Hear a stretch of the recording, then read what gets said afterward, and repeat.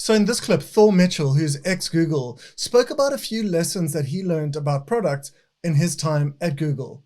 I really hope you enjoy it and that you can learn something from it. And from me, Ross Webb, until next time, enjoy.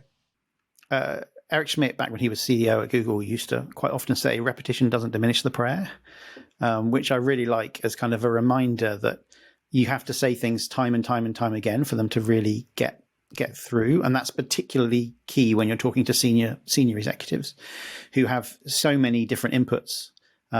So you have this sort of imbalance that exists between more junior people and more senior people, which is that when someone who's fairly junior in an organization gets time with an executive, it's like a big moment in their day. It's a big moment in their week or in their month, and something that they've probably prepared for intensely, and they're very, very conscious of every word that's being said, and they're listening very intently. But that is not true in the other direction. And I don't mean this in any sort of disrespectful way, but to the executive, this is one of 50 meetings that week on a variety of different topics. And so you end up in a situation where the more junior person, but assumes they've been heard because they assume that person is paying them as much attention as they were. But actually, you need to continually reinforce the key messages, and until it begins to feel silly to you, because that's the point at which it's starting to get through. And then the other thing that I sort of try and definitely encourage in my team is empathy. And obviously we talk about empathy a lot in product, like the importance of empathy with your customer, with your end user.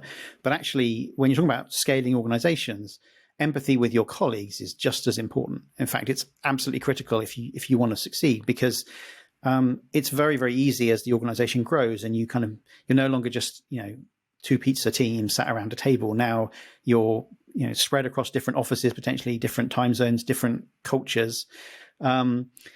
Now it's very easy to make assumptions about other teams and about other people.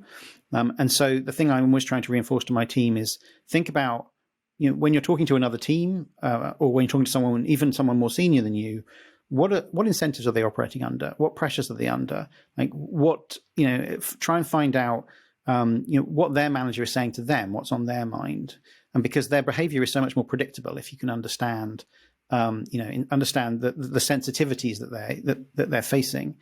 And I think, again, it goes both ways. I think it's important for leadership to recognize the pressures that more junior people are under, and also recognize that the things they say and the things they do have possibly an excessive amount of influence or excessive amount of impact on those people, more than they intended potentially. And that things like throwaway comments can be interpreted as whole new directions that they should be going in, when really it was just spitballing. But at the same time, I encourage the people in my team to say, look, everybody above you is still human, and everybody is operating under their own constraints. And so, assume good intent, obviously, but try and understand what those people care about in advance to engaging with them on kind of concrete topics. And so, I try and be transparent with my team about the feedback I'm getting from the CPO, who's my manager. And I try and be transparent with them about what I perceive the CPO, what pressures I perceive the CPO to be under, based on the competitive environment, based on conversations I've seen with the CEO and things like that. And so actually sort of getting people to really try and assume that the people they're working with are rational actors, and that their behavior is consistent with the information they have and the incentives they're operating under, I think is really healthy to try and get people to just gel together as a team, especially, as I say, when they're heavily separated, as we all are right now.